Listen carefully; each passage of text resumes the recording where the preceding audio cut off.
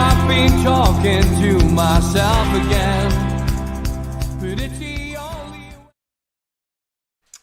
Good evening and welcome to NUFC Matters. It's Friday night, so it's the three Amigos and a very happy birthday to Steve Hasty. Happy birthday, mate. Happy birthday, mate. Cheers, guys. Cheers. Christmas baby. What a way to spend it. Driving all the way to Scotland to pick your beautiful daughter up and having to bring her all the way back on your birthday of all days. I hope she's treating you, mate. That's dad duties for you, isn't it? You know, I share my birthday with Keith Richards and Steven Spielberg. So, you know, not a bad two combinations. If I last as long as Keith Richards, I'll be happy, I tell you. You lived a life like Keith Richards as well, I know that much. Hey, I wouldn't know about that. Great stuff. As always, plenty to talk about with Newcastle United. And I mean, where to start, really. You know, Chip has us straight in with a point. So let's start with that, because we'll get bogged down in other stuff if we start with what I know people like us to start with. Seeing a stat comparing 50 games between Bruce and Rafa, and we're only 3 points better. Bearing in mind that is with £100 million investment. Carroll and Fraser in. What do the lads think about this? It's a joke. So, yeah, I saw that.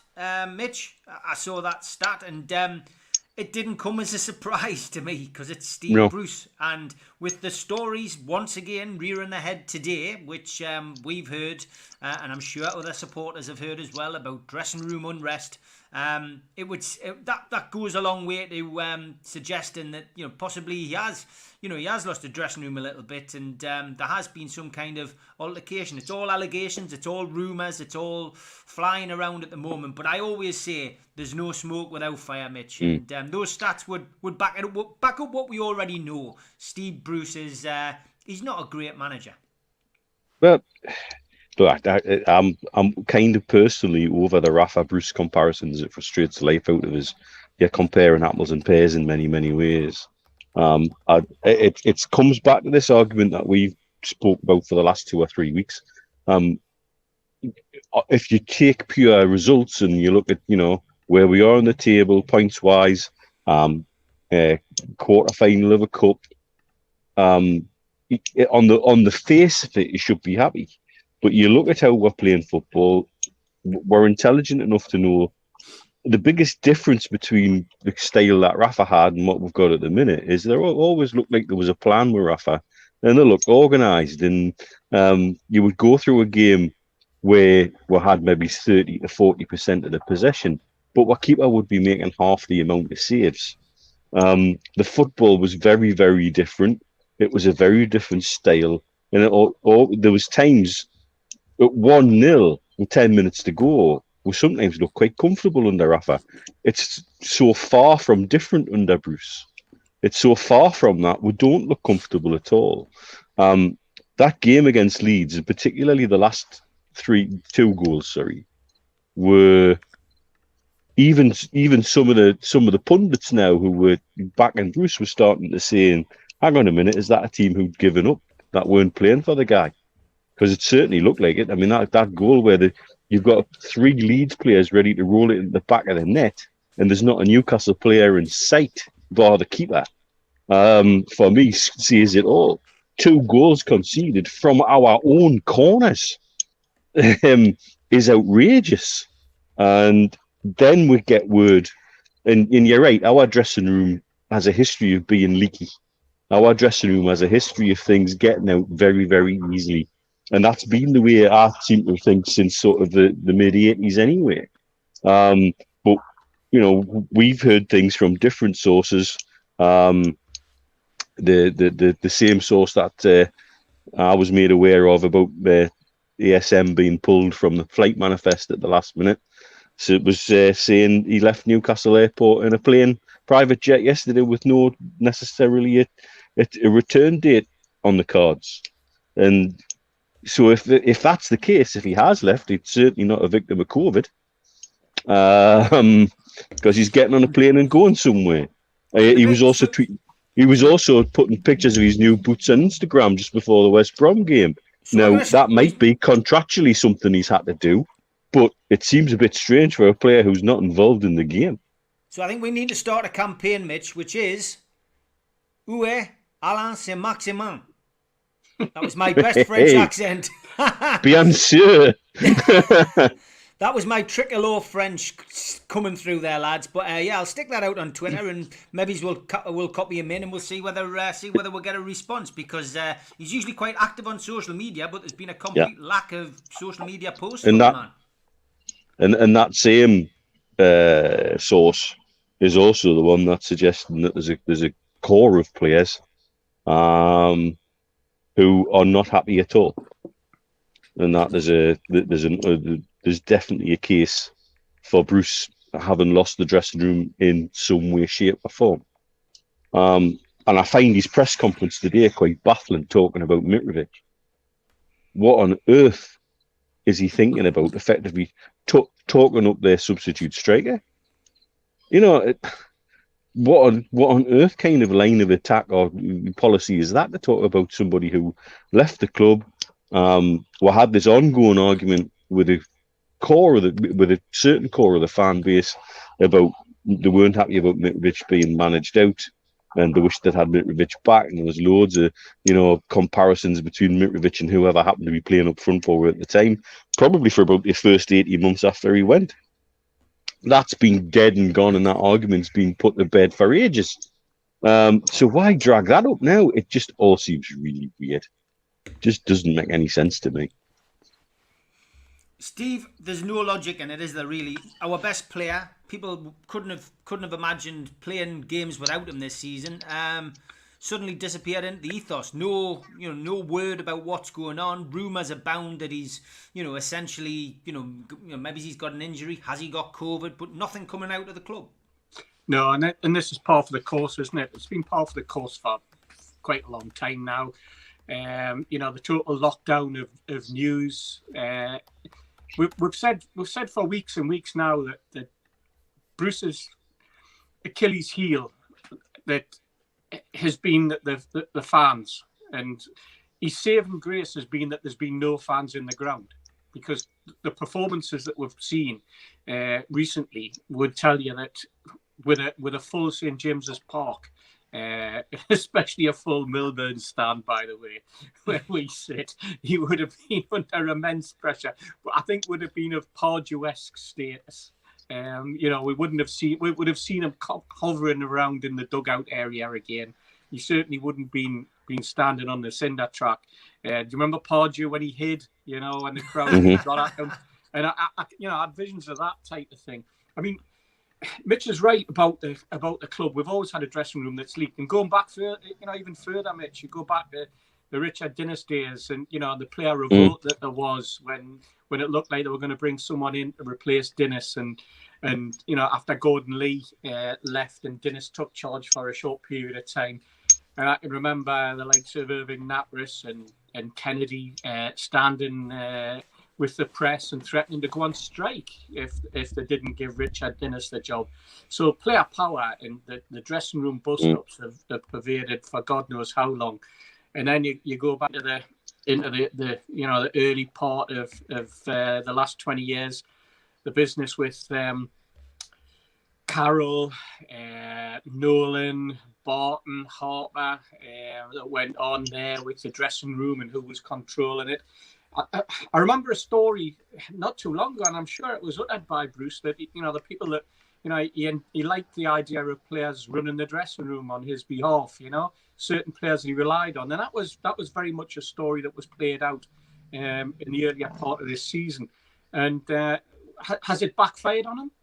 Have the strong men in the dressing room, whose performances, quite frankly, have been fairly poor to say the least, have they lost faith in him?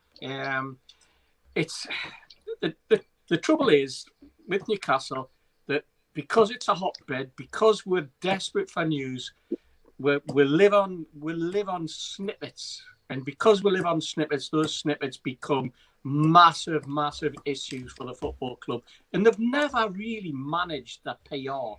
They've never really managed that particular part of the club for God knows how long now. Rafa had a kind of grasp on it, but the arguments that Rafa had were with people higher up. He knew how to look after a changing room. He knew that the easiest way when he had a problem with Mitrovic was to send him out on loan for a half a season. that type of thing. You know, his arguments were always with above. I was fascinated by the little snippet in the paper this morning before I left for a drive up to Glasgow that said that it looked as though that it was getting so bad, and it was implied that they were going to call Charnley in to sort it out, and that just made us that made us giggle. And I thought, oh, hey, is it getting that serious? Is it getting that serious that Lee's going to have to go in with a big stick, and he's going to have to tell them they've got to stop being nice to Steve and stop this schoolboy antics or whatever? That's what it came over like. You know, it's pathetic, absolutely pathetic. And now, where are we with Bruce? You're talking about the performances. Tuesday night. What was it? Was it Tuesday or Wednesday? I've lost track of the days, to tell you the truth. I have done for months, to be perfectly honest. But that game against Leeds, that performance against Leeds, what we were actually watching, I don't think in the last 10 or 15 years I've seen a Newcastle United midfield has bypassed so many times that it became obsolete. It became pointless. You began to wonder who actually was playing in the midfield because you weren't seeing anything. The game was passing them all by. I put a statement out on Twitter. I put something out about Longstaff, and I said that he was anonymous and so anonymous in the first half that he certainly wasn't anonymous in the second, because the mistakes that were being made were landing on his shoulders or at his feet. And I could have pointed the finger at him for at least 3 of the goals. I thought he should have been in a better position to cut out the cross that was really an aimless ball that the lad stretched and hooked over. I thought he lost possession in the midfield, and I thought he lost his marker for a third goal. But then I look at Hayden, and there wasn't much there. The tank seemed empty from about the 35th minute, and yet he kept them on. And you look at Hendricks, and again, he looked devoid of ideas. He looked devoid of anything other than he'd just been sent out and just said, run about. Yeah, just get yourself out there. And the more and more I see of Newcastle United under Bruce, the more I'm convinced that it's the old school, let's get out there and, just try and shake it up a bit, lads, and see what you can do. No pattern, no shape, no plan. Embarrassing. Absolutely embarrassing. What did you make of the performance, Mitch? I mean, look, I deliberately kept off Twitter. I've got to be perfectly honest after that performance, because, what is the point of going onto Twitter and putting something out there and having a dig? We all saw the result.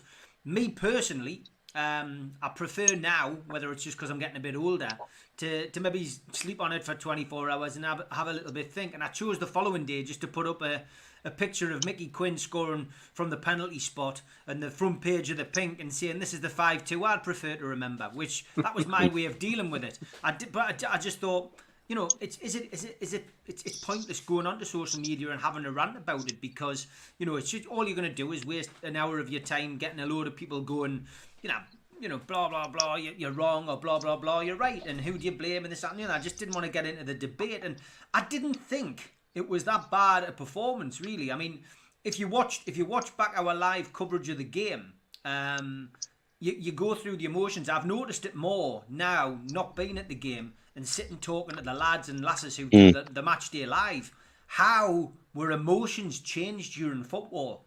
So normally we'd all be sitting there, and if Newcastle score, we'd jump up and down. Doing match day live, you actually see people's emotions changing through the game, which is it's again to be like a Newcastle United fan experiment. But if you go through it and you get the 2-2, then everyone's going great, and we're all talking about the substitutes, and we're talking about who's coming on, and get Dwight Gale on, get Jacob Murphy on. This is it. You know what I mean? We can push on and go for the game, go for the goal, go for the winner, and then we get hit with the sucker punch. Oh God! And then you can see the comments coming in. Bruce out. This is garbage. This is rubbish. But 10 minutes ago, when it got to 2-2 and we all had a chance of pushing on, everyone was like, "Oh, come on, we could win this." So you've got to beg. I asked the question with Malcolm and Gibbo last night. I was saying it's a little bit like, is Steve Bruce managing it almost like a supporter? You know what I mean? He's getting carried away in the moment, and he's just naive. He doesn't have the nous to think tactically and think, actually, a point away at Elland Road against a team that's banging 4 and 5 goals in against teams in and around them isn't a bad result. Maybe I should stick a defender on. Maybe I should sit back. Because what difference does it make? He sits back full time anyway. It's just funny that it's gone through my mind since then. So, I wasn't too disappointed, but 5-2 wasn't a fair reflection of the game. I know I've waffled on there, but 5-2 wasn't a fair reflection on the game, I don't think. I think you're right in terms of that. As I said before, I think at 3-2, I think the white flag came out from some of those players. And I think that's the thing that bothers me more. And is a reflection of how the dressing room is with the manager, I think. I think there's players out of form who probably need to be taken out the firing line if possible. Lewis being the example. I don't think the kid's a bad player at all. But I think he just... is he the only genuinely fit left back we've got? I don't think he is now. So maybe there was time just to take him out the firing line a little bit after the previous performance. You see, I had the other side of this because, as people probably know, the bar at my local, as it were, over here is where the Leeds fans get, and I actually watched the game with them, and it was fascinating to get their side of things. As it happens, I wasn't on me Todd. There was another lad there, another Geordie there, who I've actually not seen in ages. He's been away for a while, and he rocked up as well. So it was about 30-2, and we were sat with them. And one of the lads who's quite, always quite forthright, just about predicted how the first 70-odd minutes would go. Straight away, everything he said about his own team was correct about how they would 100% concede from a corner against us. He was convinced that at 2-2, their body language and their emotions on the roller coaster were the total opposite of us. It was the proper reflection. But the one thing he did say, he says, is they'll commit for 100% to the 95th minute, and they're very fit as a team. And we genuinely looked knackered at the end. Now, you could trot the COVID argument out for some of our players, but again, isn't that up for the manager to manage it all better, understanding that that's the case? Because he was quick to trot the excuse out. So it's a real... That's again a reflection on game management and understanding how the squad is. And it just seems to be he picks an 11. Sometimes with players, with like no proper fullbacks in a side, for example. And you're thinking, I couldn't work out before the game kicked off. You could have put that 11 into about 4 different formations, quite comfortable. Nobody seemed to know what the plan was. And it was a little bit of a surprise that it was 4-4-2. Again, I spoke to somebody on Twitter who said, well, the most logical formation is going to be back to 5 at the back, and it's this is the formation. And my response was, well, that's the most logical suggestion, so therefore that's the one that's most far from correct. And that turned out to be the case, Very, very frustrating. No, we probably didn't deserve the 5-2, but in other ways we did, because what the hell were they doing for all the last one was a screamer of a finish, but it could have been stopped much earlier. Our back four, like I said on Twitter, our back four jockeys more than Leicester Piggott, and that's for somebody who was the best centre back never capped for England's manager. And for 2 of those goals, we could have had challenges put in, or somebody should have been in a position to say, I'm taking a yellow here for the team. Tactical. And we didn't even look like we'd give a monkey's chuff about it. And that's for me, is the most worrying part of it all, is the attitude just stunk. Yeah, there was definitely people who went hiding, Steve. I mean, a lot of the criticism on social media has been directed towards Sean Longstaff and Jamal Lewis. Is that fair? No, because there's 2 lads. Let's take Lewis, for example. When Lewis first came, he looked like he had something about him as a defender. He looked as though he was a good attacking left back. At the moment, he looks like a left back, a lad who has turned up and just been sent out to have a run around and hope that everything works well for him. It doesn't look as though that there is anything organisationally in anywhere across the back four for a start. And because of that, that young lad is suffering, because that young lad needs proper coaching. That young lad needs a leader alongside him. He needs someone to talk him through the game. He needs help. He needs that sort of assistance. He's not getting it from the touchline, and he's not getting it from his compatriots in the team, his teammates. Mitch said 30-2. That was the number that he used before as the number of Leeds fans to Newcastle fans. It was also probably not far off the number of shots on target Yes. from Leeds and for Newcastle, if I'm perfectly honest.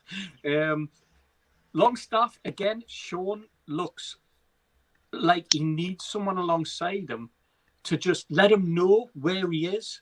The whole of that midfield looks, the whole of the team looks devoid of a leader, looks devoid of any confidence, looks devoid of leadership. It looks devoid of anyone who can turn around and lead by example, take the game by the scruff of the neck, take your teammates by the scruff of the neck. All top teams have somebody in their midfield who can help to drive you forward. Henderson, for example, at Liverpool, there's an example of someone who, goes out there full of fire. You go back to Man United with Roy Keane. You go back to Liverpool with Arsenal with a Patrick Vieira. Players like that. That's what a manager. It exemplifies the manager's message on the pitch. The captain goes out and puts out that message for the 90 minutes. He's the orchestrator. He's the cajoler. He's the man who does the shouting, the ball, and he does the work of the manager on the pitch. And we haven't got anyone like that in our squad. Nobody whatsoever. We're not even horses for courses. We're just, our confidence looked shot. I know what you're saying about, when it got to 2-2, the game could have gone any way. And it probably could have. And when it got to 2-2, you would have thought, this is your perfect chance to shut up shop and because we're good at that. We sometimes appear to be good at being able to close a game off like that. And if we'd closed that off at 2-2, the vast majority of Newcastle fans would be absolutely delighted. Some may have said, you know what, that game was there for the taking. We could have nabbed that 3-2. We've got, our stats show that we come on strong towards the end. But knowing what he had at his disposal, knowing the problems that he's had with COVID, with all the data that he would have had in front of him about how players were performing, how they were running, the messages that would have been coming from his coach and staff behind him. What needed to happen was go, Steve, we're shutting up shop now. Shut up shop, close it down. We'll take a point. And okay, stick Gale on, stick him up front, and we may salvage something. We may get another corner. And we may get another goal from a corner, as Neil said, that their Achilles heel. And we may nab something towards the end. But the most important thing for that midfield is you shut up shop. They went out like a bunch of school kids. They just ran all over the place. It was like a scattergun last 15 minutes. And that's not good enough. It's not good enough. It's not good enough from the touchline. It's not good enough on the pitch. And the just desserts was, we got absolutely hammered in the end. The record books won't show that we did really well for 80, 83, 84 minutes. The record books show that we got beat 5-2. Yeah, exactly. I mean, Mark says, I tweeted yesterday, 2-2, that would never have happened under Rafa, never. Organised, tactically, set up for 90 minutes. Rafa or his assistants barking orders for 90 plus minutes. And that is true. And again, I know you've just said you parked that argument a while back, Rafa against Bruce, but it always rears its head because people in the media tend to use the comparison. You know what I mean? And these stats come up, and that is a fact that wouldn't have happened under Rafa. Bruce is tactically naive in that department, and it surprises you when he played defence, as a defender all his life and won medals galore. Yeah. I mean, is the one thing, like I said earlier, at least under Rafa, we looked organised and we looked like we had a clue about what we were doing. And Rafa was out there in the technical area, pointing his fingers and waving his arms and kicking every ball with them. sometimes because that's what he felt players needed to do what he wanted them to tactically. And that's what we don't have. We have somebody who pretty much claps his hands and shouts a lot. Right. He burps and chews chewing gum and talks to Steve Agnew about what he's having for his tea, I think. Well, I was going to say, Steve was saying about stats.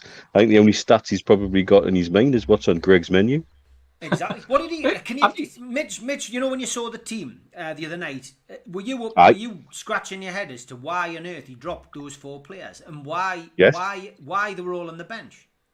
Yep. And why, like somebody's just made a point on the screen, when we've got 3 right fullbacks at the club, did we have a right winger at right fullback? Yeah.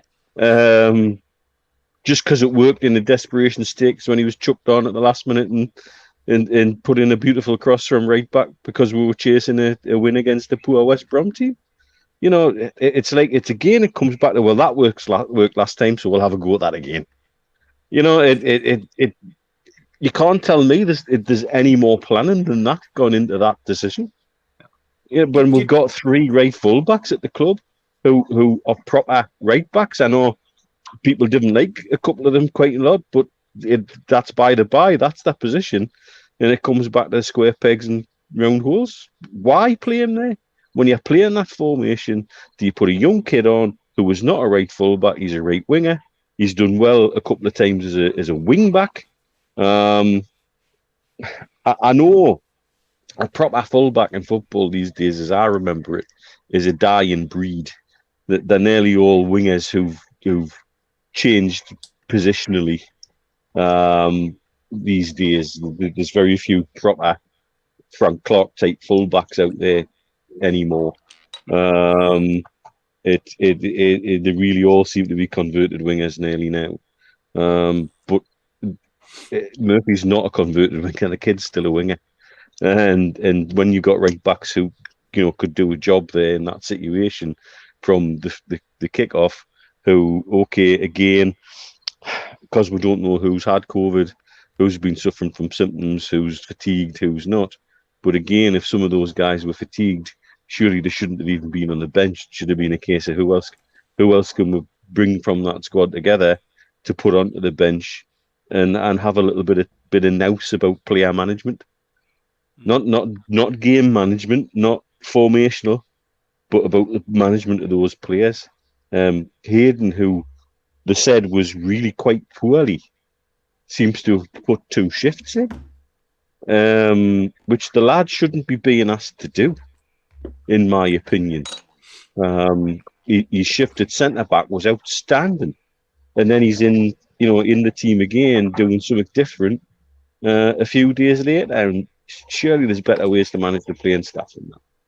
Yeah, it was about. I just want to say, Steve, thanks to everybody for the kind messages. I do tend to skip through them because there's so many on a Friday. But Toon Fan in particular is saying thanks to us for getting them through some pretty dark days this year. And Jason Carter said the same. And lots of birthday messages, Steve. So I'm sure you would like to say something about that as well. Yeah, absolutely. Yeah, thanks very much. I wasn't expecting it. I think it was my brother that put it up on Twitter. They used to blame for it. I think they blame, but they're very, very nice people. I'll not tell them how old I am because they'll probably know anyway. And I look older than I really am as well. That's even worse. I was going to say, do you think Bruce got carried away with the fact that he's gone has never had 3 straight wins off the belt? Do you think he looked at that and thought, you know what, I'm desperate to break that. I'm desperate to break it. And do you think he got carried away as a supporter would? You mentioned it earlier, Steve. That he put was that part of his rationale? And if it was, then that's shocking. Hayden, you go back to Hayden and what Mitch has just said. I think it was about the 30th minute, round about the time he got booked midway through the first half. And you saw him look at the referee and he went down on his hands and knees and he was doubled over and he was looking across and he wasn't blowing out his backside. He was blowing out from every orifice that he had. He looked absolutely shattered. And I thought, this lad's asking to come off here. I honestly thought the signals were coming out. I was expecting the camera to then go to the bench And to see Bruce talking to Agnew and talking to Clements and getting the clipboard out and going, well, what can we do? What we do? He's not going to make it through the first half here. What changes can I make? And all of that. And we didn't. Now, whether that was because it was Amazon Prime and they only had 3 cameras there, one of which seemed to be permanently on Bielsa, I'm not too sure. But if I saw more of Bielsa in that game than I think I saw of most of the Newcastle striker force, to be perfectly honest. I mean, how many times did they focus in on Bielsa? It was ridiculous. And I'm not going to say anything about the shocking camera work and the shocking film. If you had a, I don't know how many other people did, but I had to switch off and reboot for to just even get a decent sort of focus on the screen at one particular point. I was broadcasting from the show, and it was affecting the broadcast. I mean, I literally was in slow motion most of the time because of the amount of power it was taking to put that on my laptop. I tried to watch it on the same device. This laptop's nearly dead in the water, but to be honest, it was a bit of a nightmare. And I agree. The camera work and all that was shoddy. We had more, as you say, more shots of Bielsa sitting on his bucket like a woolly than anything else. Exactly. And I mean, I had at one point I was watching on Pro TV. I've got Amazon Prime, and at one point I had to switch from the normal Amazon that comes through the TV onto the Fire Stick and watch it through the HDMI 3 channel that I've got on the Fire Stick to get a better picture. And that actually worked, believe it or not. Having tried twice to just come out to 205 that I watch it on and change the channel and then go back into it and get the same sort of the shaky picture, the shaky camera work. The ball seemed to be flying so much quicker than the rest of the players and the rest of what was going on. It was all over the place. But when I changed it, it was much better. Now, if the likes of Amazon are going to be, looking at being a serious contender for, future TV deals, they've got to do something about their feed. And I know that there's all sorts of issues. Like you have the issues anyway with the stream that you get from your internet provider. But dear me, there's got to be something that's got to be done because we can't carry on watching games in that manner. But getting back to the players themselves and the performance, it's just, where do we go from here, guys? Where do we go? What happens tomorrow? Do we expect Mitrovic to now have a super game? Because that's how we started this programme, talking about Mitrovic and having him buoyed up. Every press conference now, I hear either the other opposition manager or a striker or a goalkeeper or a midfielder from the opposition being raised and being lifted.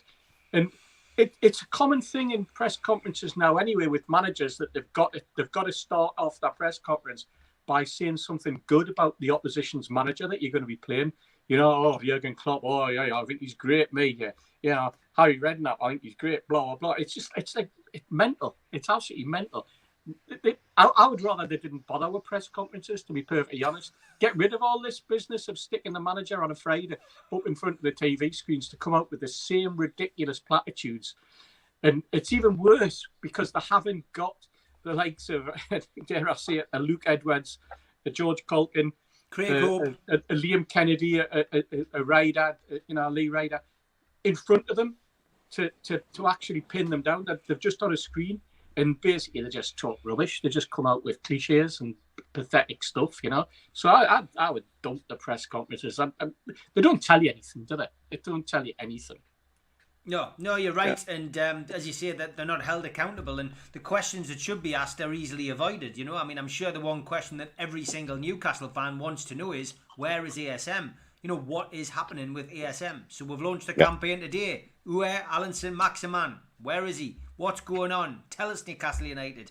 We're fans. We might not be in the ground. We might not be trudging up to St James's Park, but we want to know what is the matter with a guy who's just signed a multi-million-pound contract and who is probably our best midfield player, somebody who's got a creative spark, somebody who can do something, somebody who can put the ball through to Callum Wilson and Dwight Gale and help us score goals and keep our place in the top end of the table. But why are we not being told where he is? Is there a problem? If there's a problem, then we need to sort it out, and we need to sort it out quickly, because the games come thick and fast over Christmas. It's ludicrous. It's a typical Newcastle United situation, and I saw somebody mention in the chat before there. It's like the Ben Arfa situation. Has he had a Barney? Has he had a Barney with Bruce? Has he had a Barney with Andy Carroll? Or one of the players? I mean, Andy Carroll's name keeps getting bandied around. Has something happened in the dressing room? It's all hypothetical. It's all allegations. It's all rumours. None of us know. And we're left as supporters to literally say, is this going on? Is that going on? And when these rumours start, we've all had the text today of various people saying this has happened and there's a players' revolt and this and that and the other. And this is how rumours start. And this is how it all goes around. And we start talking about it, and other podcasts start talking about it. And then it becomes a truth. It's not a lie, it's not a rumour. Then it becomes like a half truth, which is dangerous. Because then then it spreads, then the opposition picks up on it, it goes into the newspapers. It's an absolute mess. It really, really is. And listening to, Gibbo and Malcolm, I respect them, those two guys massively. They've got years of experience. Gibbo's got years of experience as a press man. Malcolm as a player and as a manager, played at the highest level, got to cup finals, played for England, all of that. And when they start saying that it's a mess and it's a joke, then you know it is. We don't need telling that, but they just confirm it, And last night's show, I got a lovely text today from Peter Beardsley. Saying that he really enjoyed the show last night. He tuned in last night, he watched it, and he loves Gibbo and Malcolm, loves watching them. So, when you've got a legend of the game, a legend of the club texting you and saying that, it's nice to know that we've got somebody like Peter Beardsley sitting at home during COVID watching, and, I love to him and Sandra and the family, But yeah, that's my rant over, Mitch, but it is just, it's just the way I'm feeling, Well, no, it's true, though, because, it is everybody, I'm sure, understands as the weeks go by, we compare notes and we get the odd day where everything just seems to go off the hook. And we're getting information from this one, from that one, and then we're sitting comparing what we're getting. And you can see the bits that become Chinese whispers because the next message embellishes it a little bit more. And you can see the stuff where we go, oh, hang on, there's something in that. Because we're getting a consistent line of information from different sources and different places who, to our best knowledge, cannot be talking to each other. It's coming independently. And you're like, oh, shit, there's something in this one. This week in general, I don't know what you guys feel, but I think with everything that's been going on this week and the messages we've had, it's probably one of the most schizophrenic weeks in terms of Newcastle United that we've had for a long time. Great way of describing it. Really, up and down like a tart's knickers. It's just been bloody ridiculous this week, and it's keeping up with stuff like that. But when we're being told by somebody who was consistently spot on with the information that they give, this is happening. Because we've had this, and I think for all of our contact circles have increased over time over the time we've been doing this. And so when you're getting somebody who is consistently on the money with the stuff that they give you, and they say something, you're like, oh, yeah, this doesn't sound good. This really doesn't sound good. And it's just another week in the life of a club who seem to be constantly in the headlines for all the wrong reasons, which is so frustrating. Stu Penman, you know what, I think go on, Steve. I was going to say the other giveaway is that when stories like this break, and that it's from among the fan base, and none of them get picked up by the press for 2 or 3 days, and that tells you that 3 days later, someone in the press then breaks rank because they suddenly realise, well, actually, we're going to have to say something here. We're going to have to say what we know, So that I'm not saying that they get told to back off or anything like that, but they do. But they do, yeah. I didn't want to say that, Steve. But what I mean is that they kind of get asked to just sort of temper what there's something gone on, but we're not gonna, we don't want to embellish it, we don't want to embroider it, we don't want it out there. We've got it in hand, etc. And then Yeah. nothing happens, right? Nothing happens. So the press guy then never gets the, it's all sorted. There was a problem, but it's also, they don't get that follow-up. And it's that point where one of the press guys usually breaks ranks and then the story breaks. So whether it's the Daily Mail or the Daily Mirror or the Shields Gazette or the Chronicle, one of those guys will break and decide, you know what, I'm just going to tell it like it is. I'm going to say what I know, you know. And when that happens,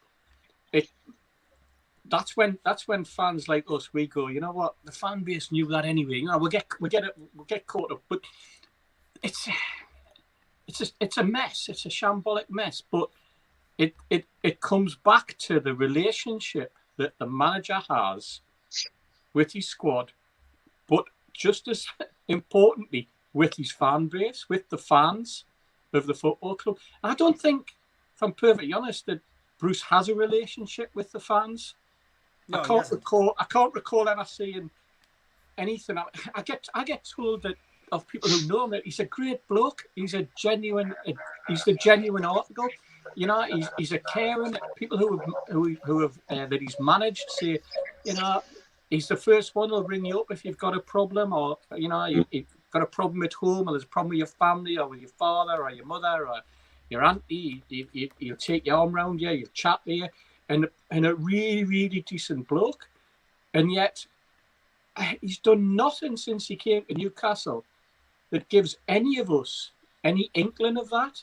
You know, we're not seeing him out and about. We're not seeing him meeting fans. We're not seeing him constantly chatting and mixing or doing anything socially to like get by. And I know we've got COVID and stuff like that, but I'm going right back to the start. It's like, that's it. I'm not saying he should have a fantastic open relationship with supporters, but usually a manager and all managers, they ingratiate themselves to the supporter base. And I think that's the one thing that Bruce hasn't grasped since he came to Newcastle. He's come in under a cloud, and the cloud has been of his own making because of the Man United link, the Sunderland link, the whole aspect of how he got the job, why he took the job. If you remember in the early days, it was like, I'm going to change this, but I can't. These players can't be changed. Then he changed it. And you mentioned earlier, Steve, about the results and about the performances and about the comparisons between the two managers. You know, the last two managers we had, Rafa and Bruce. But it's like, it's difficult to catch on. But when we listened to the guy from TalkSport the other night, Adrian Durham, when he came out and said, there's something not right here. And all Newcastle fans on Twitter, it was immediately, at last, someone out in the national media is getting the hold of it. That says so much. And Steve, somebody in the national media who's got a history of winding our fan base up. Yeah. You know, you go, remember the lad went to university up here. He knows the region a little bit, and he knows the fan base a little bit, and so he knows the buttons to press.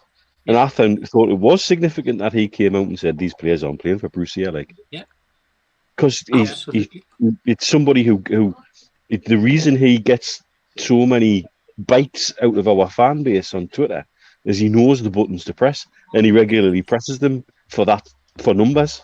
It's as simple as that. He knows what he's doing, and for him to come out and say that, I think it's a super significant thing, because that's somebody who normally would be baiting the fan base a little bit. Absolutely. To get his shows numbers up, you know, and that somebody recognised it, you know. Yeah, the same channel, the same radio program has done exactly the same with Simon Jordan over the last couple of weeks, with his opinion on the takeover and opinion on a number of matters regarding the Premier League, regarding Project Big Picture, and maybe we just like we're overcritical because we sometimes we hear from these guys something we don't want to hear, and you know I've started now to sort of just listen to them and just think a little bit about what's being said. Wipe away the chaff, get rid of the clickbait bit, you know, the bit that they're wanting you to snipe at, but actually analyze what they say, think about it rationally, and then take a step back and look and do your analysis on it, and then come out with your own stance, but taking it all into consideration, because quite often these guys have amazing contacts, really, really amazing contacts, and invariably they are right, but it's the manner, sometimes the manner in which it comes over, the manner in which they pitch it to us, Well, Jordan's one in particular. I mean, you guys know I've got a particular beef with Simon Jordan through a former player who I know he got to know quite well. But actually, within some of the stuff he says, I've now got to the point where I listen to what he says and think, actually, there's a point he's making in there that's really, really valid. Especially when some guys that we cross-reference stuff with come back and pretty much say the same thing, but in a much more polite way, and not as a controversial a way. And you think, there's definitely a point in there that you have to take on board. And you're right about these somebody like him. He'll be talking to people that certainly we would love to have access to, because I bet some of the information's gold. And so that's what we've had to learn it with other journalists as well, of late, to just take that step back before you bite, because it's just going to then turn into an internal argument with bits of the fan base having a snipe at each other, and we just don't need that. There's just been too much of that, and we don't need it. And it's been one of them weeks, isn't it? Yeah. Stu Penman, quick question for you, Steve. He says, if you were allowed a birthday wish, as it's clear we need a ball winner in midfield, who would you choose from between McCreary, Batty or Tiote? What was the third one? I can't see it. Batty, Tiote or McCreary? Batty. Batty. Okay. I hope that answers your question, Stu. Wayne Bennett is asking about the documentary. Yes, good news. We've been waiting on Frank Turner, the renowned songwriter and musician, to come back to us for use of one of these tracks on the documentary. This documentary is not going to have any adverts on. It's actually really long. It runs at 2 hours long. So it will be on Sunday at 6 o'clock. So there'll be no live show on Sunday. It'll be going out at 6 o'clock until 8 o'clock on Sunday night. Think before you tweet documentary. I'm sure you will all enjoy it.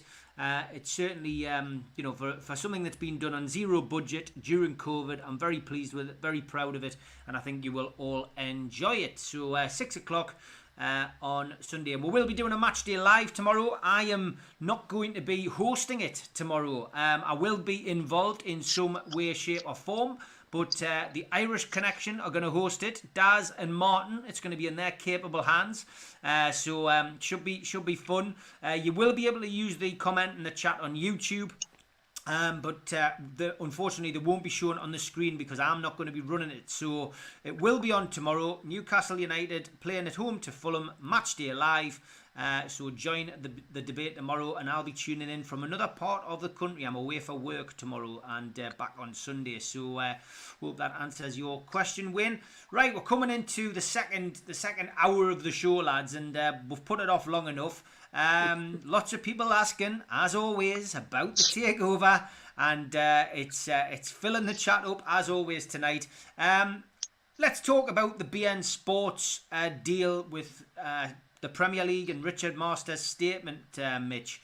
What does it all mean? The simple question that we're getting asked time and time again tonight is it good news or is it bad news for Takeover? It's just news, in my opinion. There's a lot of fart and no shite with some of this, and we can easily read too much into it. There's things happening in this region which we'll no doubt touch on. The deal itself, looking at the raw numbers and taking into account stuff, I've spoken to obviously somebody that Steve and I have worked with quite closely on when we've done stuff, particularly with Benzai Group, and that's probably something else to talk about somewhere down the line tonight. Anyway, that's another matter. And he's adamant that they've overpaid buy anywhere between 50 to 100 million in this market. But it was a deal that they really have been desperate to get done. Securing these rights for them, because they've had problems with the French rights and problems with the Bundesliga rights. This was the deal they really had to nail down. I've been speaking to somebody in Qatar with strong links to be in, somebody I've known for a long time. And he was telling me, and I think I told you guys, I don't know if I talked about it on here, but I think he was telling me that the big round of redundancies they've had in Qatar with beIN Sports wasn't so much about being in financial difficulties, and now it was more about making sure that they had the cash available to secure the Premier League rights again. And that's effectively what has happened. That's what they've done. They've gone off, secured them. Seems to have been an uncontested bid. But to tie it into what we want to know about that, and obviously how it affects takeovers and things like that. There's a GCC Gulf Cooperation Council meeting coming up, and it was supposed to be in Bahrain, and it's now been moved into Riyadh in Saudi. And the Emir of Qatar is supposed to be attending that GCC meeting, which is hugely significant. Throughout this, there's the blockade and boycott. Oman, Kuwait, and to a lesser extent Bahrain have been trying to play intermediaries between the two sides. And to see that conference moved to Saudi with the Emir of Qatar attending is not an insignificant thing geopolitically, to use a word that I feel like I've not used in a while. And that will be significant for the region. When you look on the face of it for beIN Sports, the rights have been sold regionally again, including Saudi.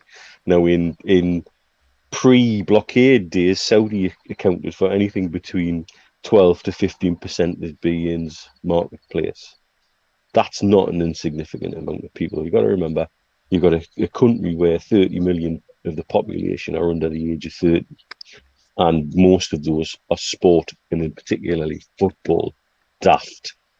And this is why the last thing that the Big Six and the whole big picture were hiding behind was piracy, and the issue of piracy, and piracy being fingered at Saudi Arabia is the source of this. And it was the one last thing that they've had in place. Now, if this agreement was to lead to where there is all the official unbanning of beIN from Saudi, and that marketplace is back open to beIN, then there can be no hiding behind the piracy issue. There can be no. But bearing in mind, there's still millions of people in Saudi have very legal beIN subscriptions, as it were, even though it's technically banned in the country. And this is again a misunderstanding of how the politics of the situation work out here. Sometimes the statements like that come from Saudi are just big statements, but actually, when push comes to shoves, they just turn a blind eye to it all and let it carry on. If you watch beIN out here, and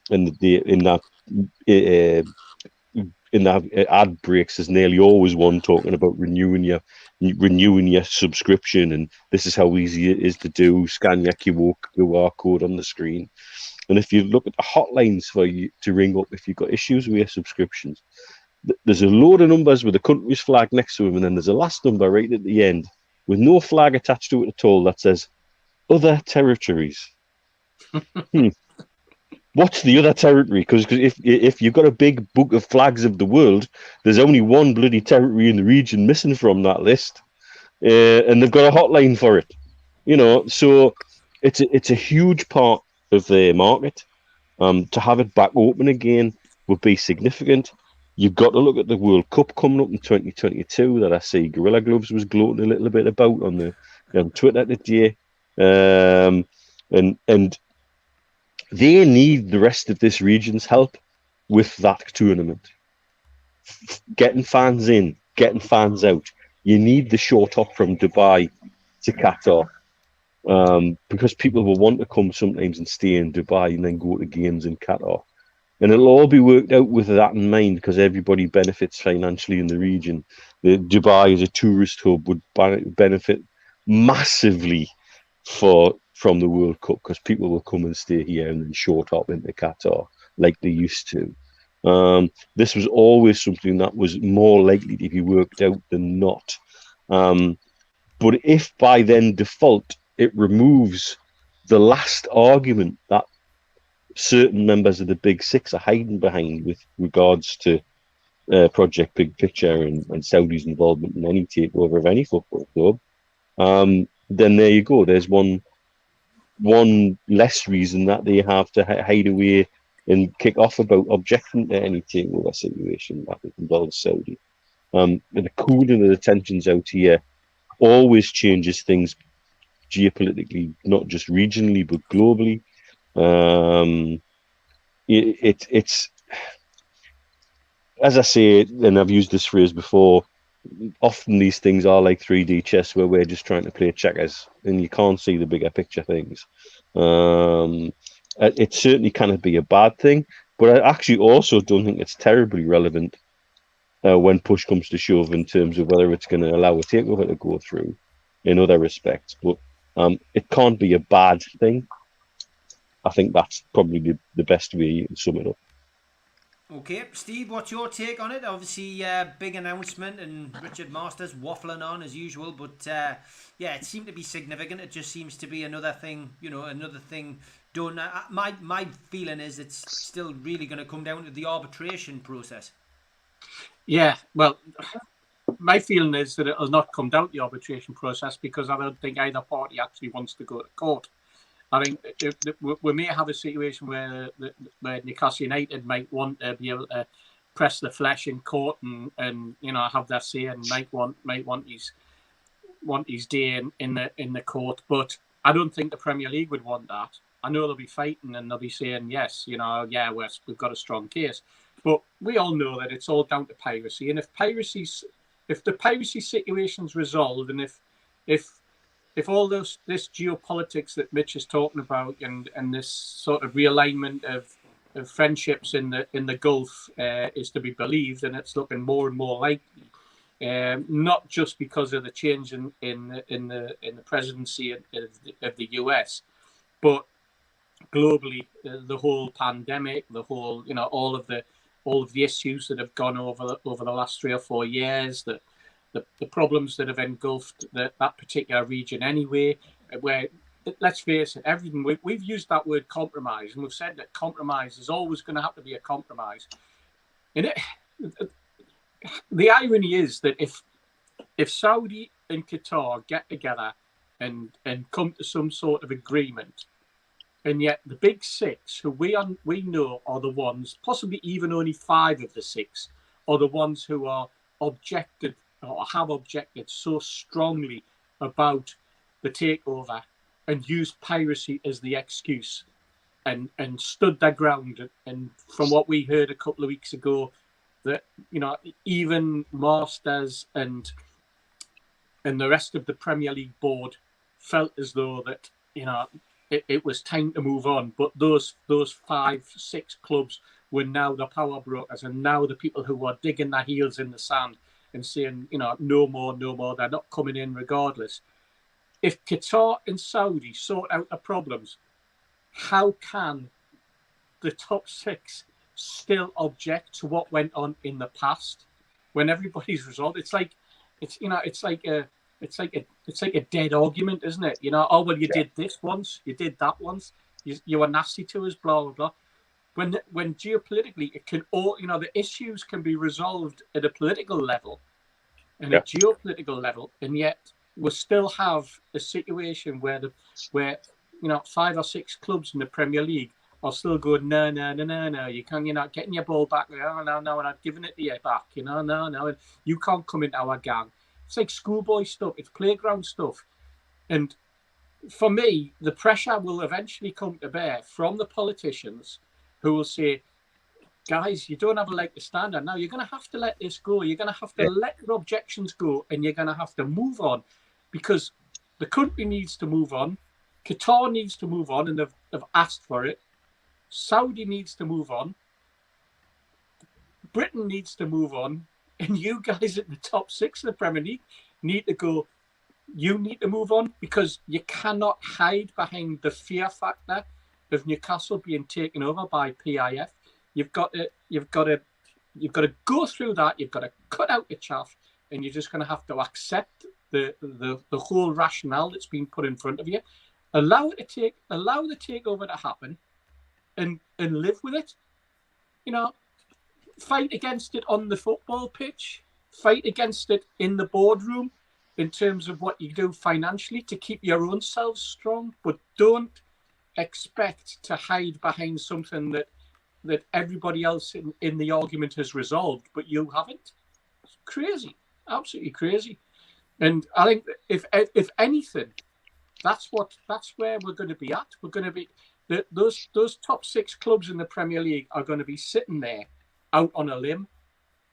And if from what we've heard, and I think it was an amazing idea, because it's done, because of the way that the Premier League structured, it's not going to come down to a vote of like, you know, U6 and U14. But if it did come down to a vote, we're hearing that there's actually more support from the 14 or the 13 plus Newcastle for allowed to happen than there is from the 6. But that, unfortunately, that's not how it works. Because it's not the sort of thing that's going to happen. It's their own internal pressures, but more importantly, and that's why you've got NCSL saying keep the pressure on politically, keep the pressure on with your letter writing to your MPs, questioning when you get it. I was surprised actually. I think it was Guy Opperman. There was an article in earlier in the week where somebody from the Magpie Group, I think it was Dave McPherson, who said that he had written to Guy Opperman, and then Guy Opperman had said what his reply was, and he's gone back and said, you know, I've chased them. Unfortunately, it's taken him 4 months to chase them, because his original letter was in August that the lad had written to him, and now Opperman's going, oh yeah, well I've gone back to them and I've asked them why they haven't responded. And I'm thinking, the first thing that came to my mind was, why is it taking you 4 months, mate? You know, where's your BF? You know, in your filing cabinet, what's your secretary doing? Turn around and go, you wrote this letter 2 weeks ago, you haven't had a reply, 14 days, I'll get onto them. 4 months? It doesn't work like that. That's not how it should work. It should have been spontaneous. It should have been, I'll give you 14 days to reply, and then I'll nail you, and I'll send a reminder, and I'll keep sending reminders. But like, it took the supporters' letter to then shake them up and go, oh yeah, I've written again.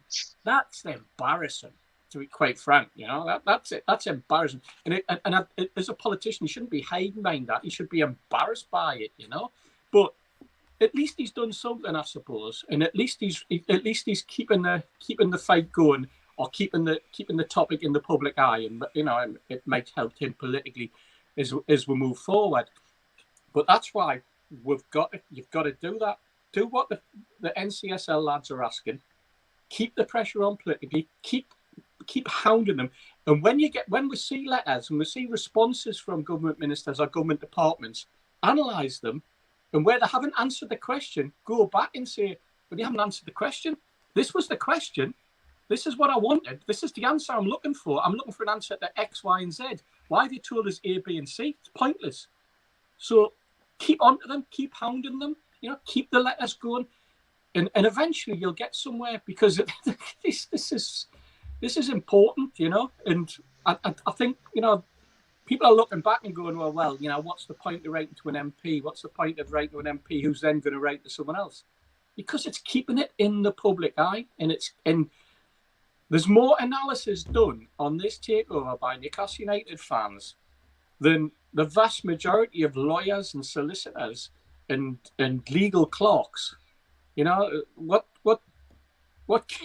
Keith Patterson and the rest of the group that he's working with have done is unbelievable, because they've opened up so many avenues, and they've been assisted by so many supporters who have been able to feed, what about this, what about that, and that whole sort of mushroom cloud that's just exploded with information, because that's what Newcastle fans have been really, really good at, getting to the nub of what the issues are, and hounding and and pressing that particular point and those particular points, and you just keep it going, keep it going.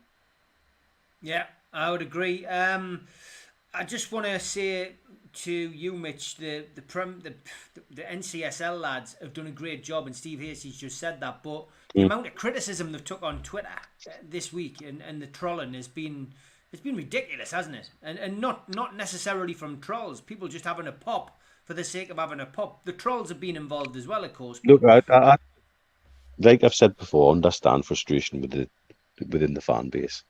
There's takeover fatigue. And trust us, if you guys are takeover fatigued, have a look at my inbox this week. It got to a point by Thursday, I think I was willing to just sit in a corner and rock, and just say, please make it all go away. Because we were bouncing messages between the three of us and trying to make sense of some of the things that was firing around. I've said from the off, it's all about pressure, like Steve just said, and pressure from as many avenues as we can. The thing I love about our fan base is that, and I take the mick out of it sometimes, but things like the plane spotters. Well, here's one for the plane spotters. I gather Mike Ashley's due into Newcastle tomorrow. I don't know how much truth of that is in, but it's from a decent source. So get the plane spotters onto that one. But come back to the point. We're great as a fan base at information gathering and sharing resources, but we're also great as a fan base as getting very negative and tearing ourselves apart from within. And I understand a lot of it. I really, really do. But I think some of the stuff they've had is also unnecessary. Because I don't see anybody coming out with viable alternatives about what to do. It's the easiest thing in the world to be negative about anything. Steve and I would tell you, Steve, about the stuff we had forming NUSC, which then became NUST. Some of the stuff we got chucked at with when we were trying to organise the first protests. We were trying to organise the whole protest. What good is this going to do? No, you don't know what you're doing. What you're making trouble for? Blah blah blah. And it doesn't give you any joy to sit back and say we told you so, because it doesn't. It just makes me feel even more shit, to be honest with you. But it's very easy to get into a negative mindset and chuck bricks at everything and everybody, but then not come out with a viable alternative, or even turn around and say to somebody, well, what have you done? What are you doing and what have you done to try and make something happen? And these guys really are trying.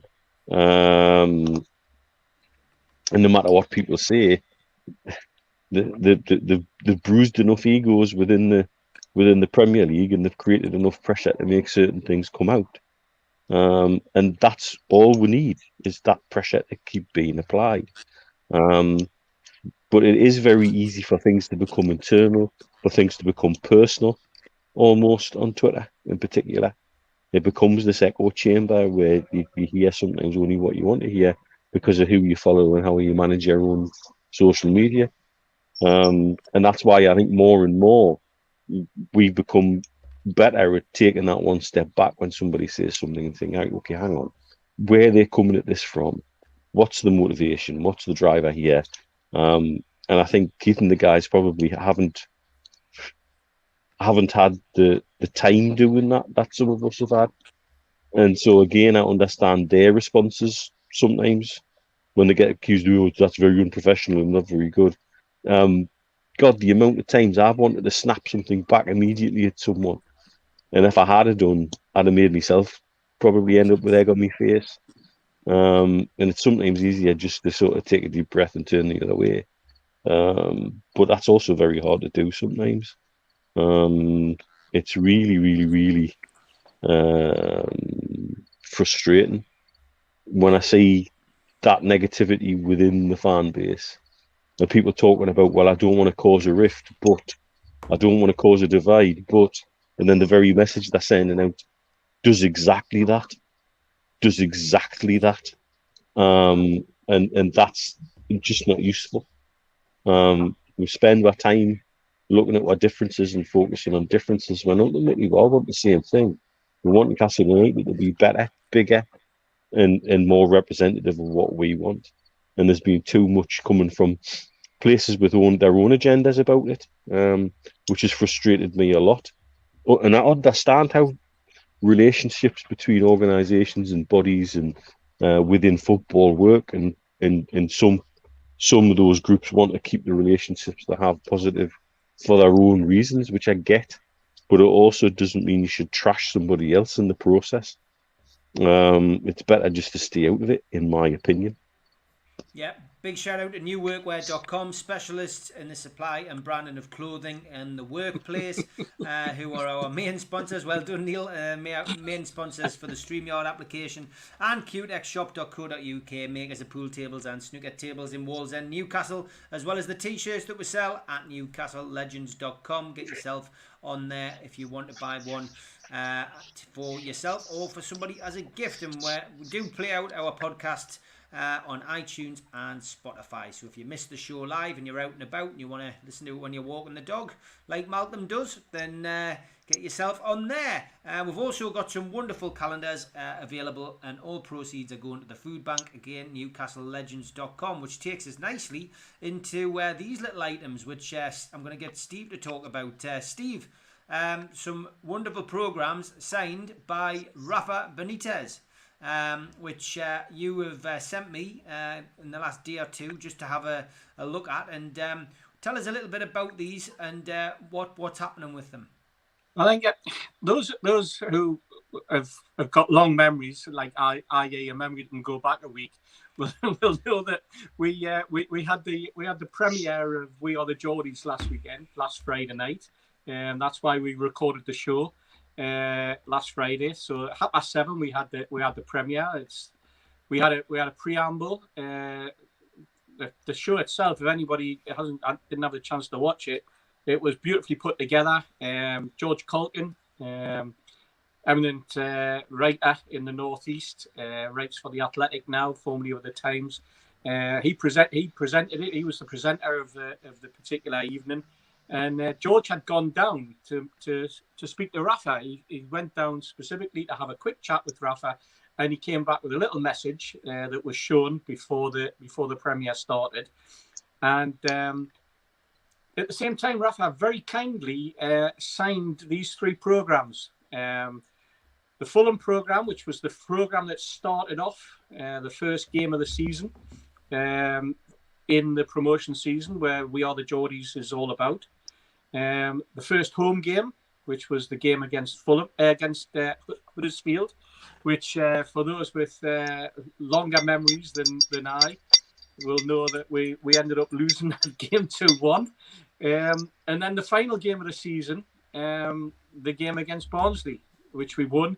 And we then had that 9-minute wait in the stadium where we suddenly found out that we'd won the championship. And Nick Edmondson from the back page provided us with these 3 programs. George took them down and Rafa signed them. And Zara and the team have very kindly suggested that what we do tonight, and it'll go on the NUFC fans food bank Twitter account, we're going to auction these 3 programs as one. These would look fantastic in a frame if somebody wanted to frame them up. The first game, first away game, first home game, last home game, the championship season, all with a message from Rafa Benitez and all autographed by Rafa Benitez. I'm going to auction them as one. We'll start the auction on the NUFC Fans Food Bank Twitter account straight after this show. I'll put it up there. People can make their bids, place their bids. We'll keep it going for a few days, possibly until maybe Monday or Tuesday. And then we'll close the auction and hopefully raise a decent amount of money for the food bank. Everything that we get from this will go to the West End Food Bank via NUFC Fans Food Bank. Great cause, but more importantly, a great gesture by Zara and the team, and huge thanks to George for driving all the way down to the Wirral to meet Rafa, who actually sat through the film, by the way, with George. Absolutely loved the film. Thought it was fantastic. Not just because he was in it, the first one, it has nothing to do with that, but the emotion that it brought back and the strength of feeling and the love that it showed, as he said, that the fans had for Newcastle United, which throughout that season came over in absolute spades.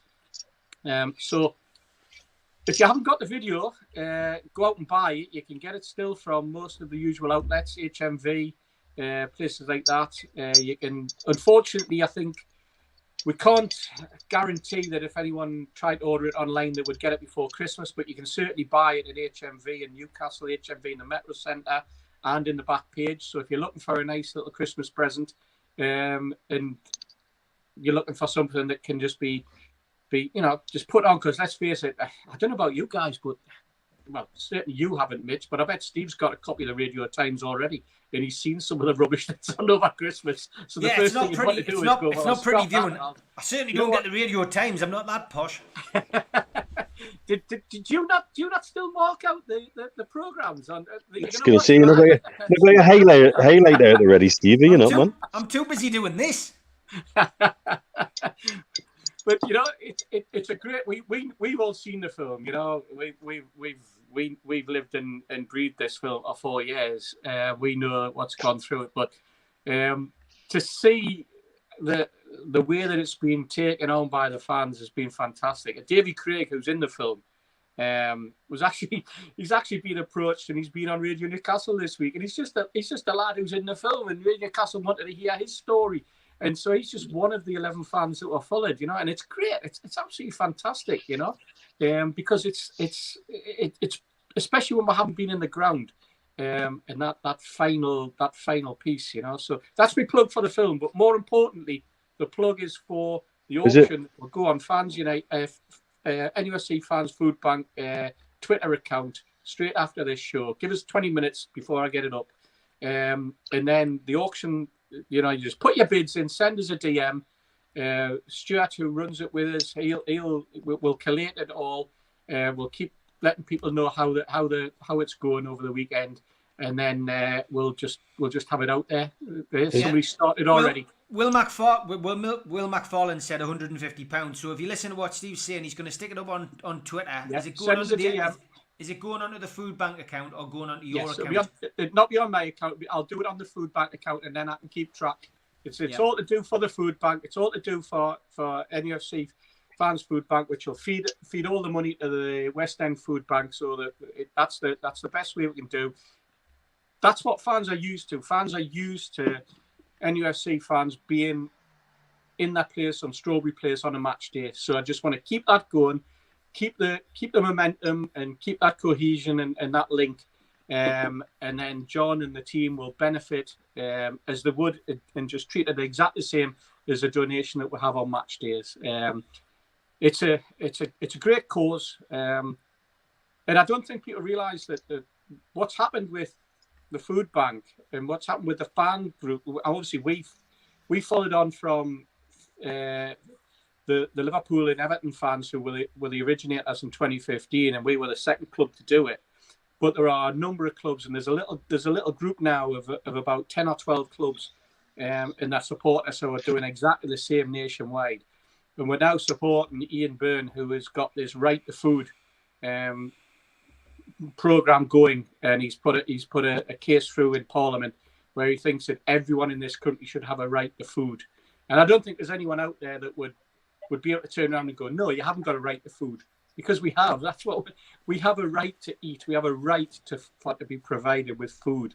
And if he can get that put into legislation that everyone has a right to food, that'll be a massive, massive thing. But at the meantime, we have groups like ourselves and the Newcastle United supporters who have been phenomenal over the last 4 years. And I was talking to Bill just the other day, and Bill reckons we're up there £350,000-400,000 in the four years that we've been doing this, in terms of cash donations and the value of produce that's been provided. And that's just a football community. That's just lads and lasses who go to the match every week at St James's Park. And obviously we haven't been there since March, and you know what? The way that Newcastle fans have continued to rally around and provide that missing link and still get behind the campaign, still get behind the program that we've introduced is phenomenal. And I cannot thank Newcastle fans enough. I'm not surprised, by the way, because this is the Newcastle fans are the best fans in the world. We all know that, and you watch We Are the Geordies, and you know that anyway. But for what they've done in the way that they've rallied around their own community to help their own community is absolutely amazing. And this is a nice little way of just raising a little bit more cash before Christmas on the back of the film. And thank you to James, and thank you to Zara, and especially thank you to George Colkin, who went down and got these items signed for us. Yeah. John O's asking, Hasty, is that a ref shirt you are rocking tonight? Is it a what? A referee shirt that you're rocking tonight. No, it's not. No, it's some Adidas thing that I got from the outlet shop at Dalton Park. I love the. Neil got us into this, right? There are outlet stores in Dubai where my daughter lives that Neil got us into whenever I visited to go and you pick up the odd little piece that you've never seen before. Some of it is, there might be 4 or 5 items identical, and that's it. And Neil got us into this, and I just happened to be down at the Dalton Park, which isn't far from where one of my brothers lives. And we just happened to be in the shop, and I saw this, and I thought, oh, that's neat. And then I looked at it. It wasn't until I started wearing it, got the stripe, and he's right. It does look like odd, but it's some sort of Adidas thing to keep us warm, to be perfectly honest, because I'm soft like that. Anyone who I love the comment earlier saying... Anyone who plays football will know that I'm like a 5-layer man. I had 5 layers on when I played football, and even then I was cold. So stuff like this it's brilliant for me. Mate, I'm on the balcony. It's 19 degrees, and I'm feeling a bit chilly. You always say stuff like that. I love the comment earlier saying that you were dressed like you were off for Logan's run, and I'm thinking, is the crystal in your hand flashing yet? Brilliant. Just a little message from Rich Story, who's one of our panel on the Worldwide show and Matchday Lives. Just details of a good friend of mine, Neil Robson, whose funeral will take place at Birtley Crematorium on Monday, the 21st of December at 10 a.m. The funeral cortege will travel from Neil's address to the crematorium via Station Lane, Birtley, and then onto Ravensworth Road toward Windsor Road before turning into crematorium grounds. So obviously with COVID restrictions and that, it'll be limited, I would imagine, to friends and close family. But our thoughts are, of course, with Neil's family. He will be sadly missed. And looking ahead to the match, obviously, at the weekend, and this has been touched on briefly by Mitch, but Steve, I'll come to you first. And Chris Waff put this out, and this is from the press conference today. Bruce on Alexander Mitrovic. I would have loved the opportunity to work with him. He was great up here, and you can understand why he's a cult hero. He's different, big, tough, strong, fiercely competitive, has a bit of an edge to him, a bit like the Northeast. I found that, out of everything that Bruce said today, absolutely bizarre. And I know we've briefly touched on it with Mitch, that's why I've come to you. Why on earth big up the centre forward that's coming to potentially play against you at St James's Park on a match day? Is it a bit of kidology from Steve Bruce? Is it stupidity? I don't really know what it is, but my recollections of Mitrovic certainly aren't. I thought Mitrovic was bad till we got Joe Linton, but Mitrovic was awful. He wasn't a cult hero to me. He might have been to the young kids who like to go to away games and chuck lager all over each other in an away end, but he was no cult hero of mine.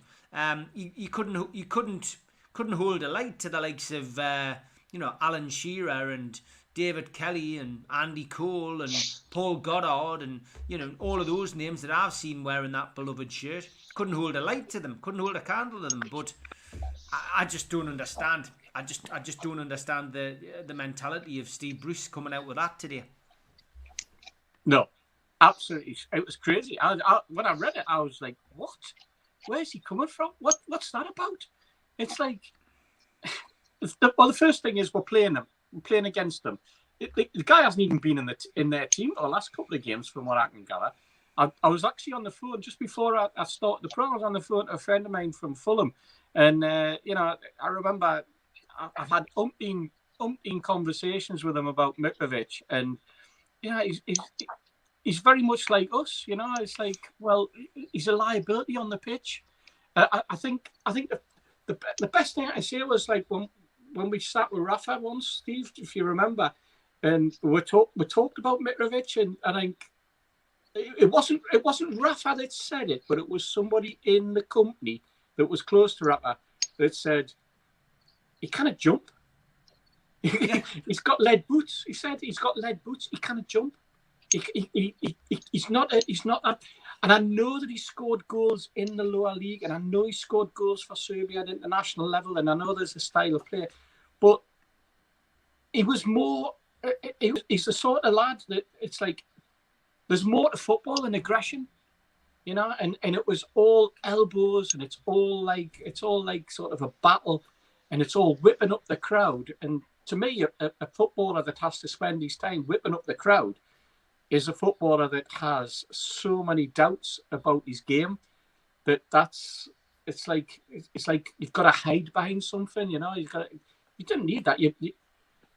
He didn't do anything for Newcastle, he would come on and he would, like, before you knew it, be off again because he'd battered somebody. And at the time we all, the section of the crowd loved it because it looked like he had his, he's wearing his heart on his sleeve and he's getting stuck in there. But for Newcastle's manager to talk about the player from 2.5 years ago in the manner that he's spoken about Mitrovic is like bizarre in the extreme. It really, really is. I mean, I'd rather he turn around and go, yeah, Mitrovic used to play with it. He couldn't even get in our team. And I don't think he'd get in our team now, to be perfectly honest. And stuff like that. And big up his own team. Why is he not turn around and go, we've got a far, far better centre forward now in Callum Wilson than has ever been. Why is he not saying stuff like that? Why is he not even saying Joe Linton and his performances are far better than anything that we've seen? Even if it's not true, it doesn't matter because that's his player now. It's like you don't talk about the opposition unless that particular player is Ronaldo or Messi. Aye, then you talk about them in the high level. Then you talk about them as superstars. You talk about, if we were playing Arsenal and it was back in the day, and Robson would talk about Thierry Henry, but he wouldn't build Thierry Henry up to a point that he made him out that he was better than Alan Shearer, for God's sake. He might talk about and say Patrick Vieira is a fantastic player, but he would then immediately go, but Gary Speed's a much better player because I can get more out of Gary Speed than they get out of Patrick Vieira or something like that. That's what man management's about. You don't big up your opposition. You don't big up an ex-player from your club. Is he going to put a bid in for him? Is that what it's all about? Is he building up to put a bid in for Mitrovic? God no. Forsaken, Those platitudes should be saved for your Lionel Messi's. Yeah, quite right. Exactly. That's all they should be served for. Mitrovic, and I know people have talked about it, was a red card waiting to happen, and he still is. He still is. And I put him in the same category as another player that gets mentioned sometimes, was Mbemba. And both moved on simply because they either wouldn't or couldn't do what was asked of them by a manager who demanded his players stuck to his rules and his rules only, no matter how good the player is. And so there's things in there about attitude that stink. So what the hell he's talking about? I mean, the guy can't even hold the players down at Fulham at the minute. Even though they're not particularly doing well in the league, he can't hold his place in that team. And that should tell you everything. And yet here he is being brought back like he's Malcolm McDonald coming back with bloody Arsenal or something like that. You know what I mean? And it's not. Absolutely not. Do you think it was because he had his coffee out there, by the way? He will have done. Probably. I used to do the well. Obviously, I do talk-ins with Malcolm. You know, when we're not suffering COVID, as you know, like pre-match talk-ins, and he couldn't stand Mitrovic, couldn't stand him. And No, you know, I know. listen to Malcolm. You know, he knows a striker when he sees one, and you know, he was very, very critical of him. You know, all the way through. But yeah, strange situation to praise the opposition striker before he gets here, and I've got no idea why he did it. So. You know, we'll just leave Steve Bruce to his own devices, I'm afraid. Like, as a lot of people are saying in the chat, you know, he can get away with murder whilst there's no fans in the ground. And, you know, crazy. Maybe it's because he had a good song, you know, and people used to enjoy singing the song. Maybe people's memories get clouded by that, you know, and we don't have many songs for players these days. It's, you know, but that's because most of the players aren't worth singing about because they're usually not up to standard. I've been doing a few of these dream teams, as you know, over the last couple of days, and when you look back to the likes of Philip Albert or you know, Shearer or whatever, there was songs, you know what I mean? Les Ferdinand, all of these players all had songs, and that's because they were great players who had an affinity with the club and the fans had an affection for. Whereas, you know, with the exception of maybe Johan Cabaye and Mitrovic, I'd be hard pushed to remember this. There's been the odd one, Dwight Gale and that, you know, but they don't get sung religiously by home crowds. They probably get sung more at away games. You know what I mean? And that's where the singing is. At home, people try, but you're sometimes wasting your time. It's like a library at times, and it's because of the dross that's served up. It's funny you should say that, because if you remember that little snippet that you keep showing of Malcolm, when he talks about his game against Liverpool, when he scored his hat-trick, and about the song being sung, Superman, Superstar, how many goals have you scored so far? And I keep having to remind him that, well, the actual words in the schoolyard were Supermac, Superstar, where's Freddie Knickers and a plate X bra. That was the tune that were really sang. And I think you misheard the words, Malcolm. You misheard the words. Yeah, you're right. You are right. That is true. Let's talk a little bit about Matty Longstaff. We've talked about you know, his brother getting a bit of stick, and whether we thought it was fair or not. But you know, with regards to Matty, you know, Mitch, there was a lot of song and dance at the start of the season about getting him tied down, and we don't want him to leave, and he's going to go to Udinese, and he'll probably end up playing for Watford instead of Udinese, and we can't allow that to happen. And you know, he's scored 2 goals against Man United. He's different class, and he's better than his brother. He can't get in the team.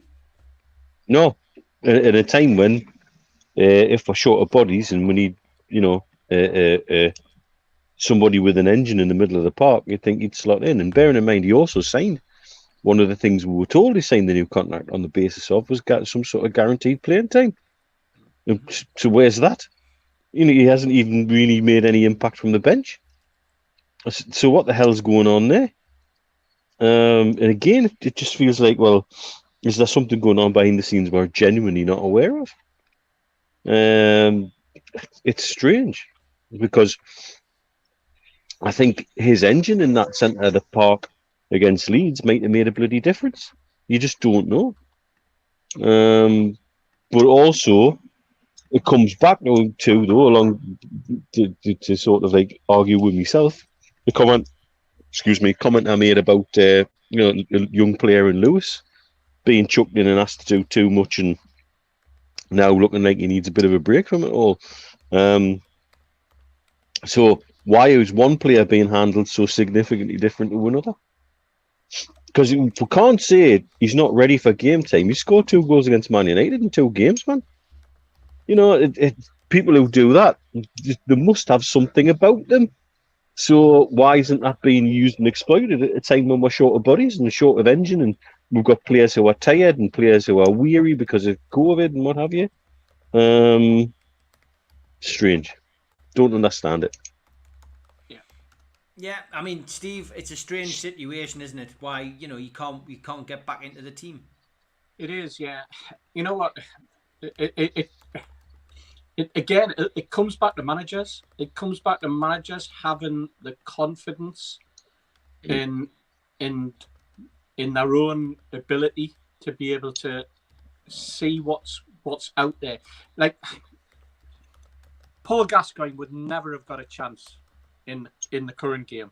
He wouldn't have got a look in because the managers Newcastle's got at the minute. He wouldn't have dared risk Paul Gascoigne because he would have got, oh, he's an enigma. He's like, he's got loads of talent, but he's got these faults. He's got these problems. He takes people on in the wrong places, and it's like that. Phil Foden at Man City, they've coaxed him and codged him. He's played more England games than he's played Man City games, because he's got something about him. Then you look at Mason Mount at Chelsea, and he's probably going to end up as an England regular, and he's now a Chelsea regular because they've worked them properly. And James at Chelsea, another youngster who they've worked properly, looks like the management of James has been impressive. Yeah, they've been given opportunities, and if you're not going to give the likes of Sean and Matty opportunities and to develop them as footballers in among other good footballers, then you might as well give up. And I noticed it was Birmingham City have decided to scrap their youth team and scrap it, to do away with the whole academy because financially it's no longer viable, and they're going to look at an alternative situation. And I can see after COVID, when we've had this conversation, Mitch, haven't we, about COVID, the impact that COVID's going to have on the lower leagues and the rattle through the EFL and into the Championship and beyond.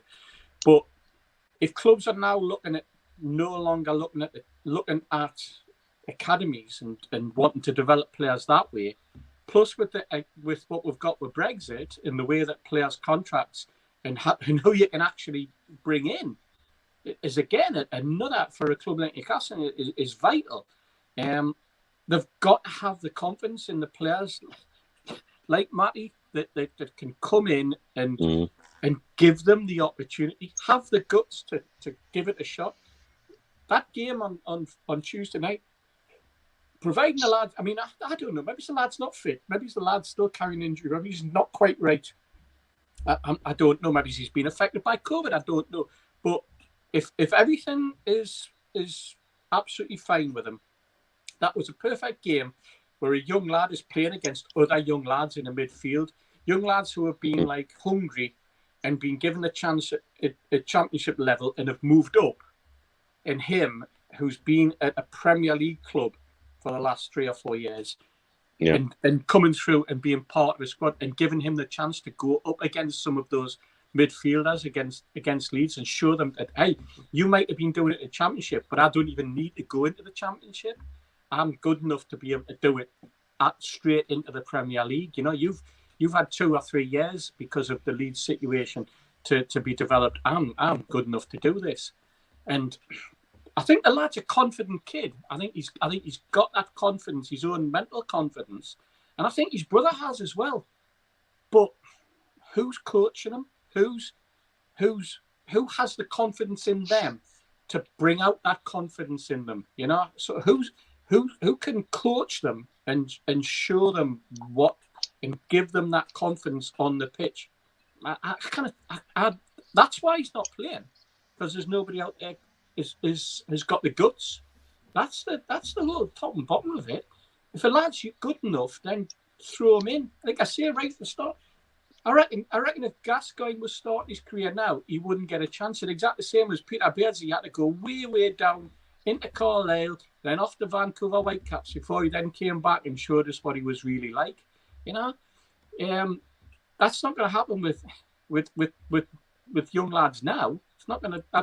Once they've gone, they've gone. They're never coming back, That's why Gascoigne never came back. That's why Gascoigne went to Middlesbrough and Everton and Glasgow Rangers, after Tottenham and after Lazio. He never ever came back and wear a black and white shirt, even though he would have loved to.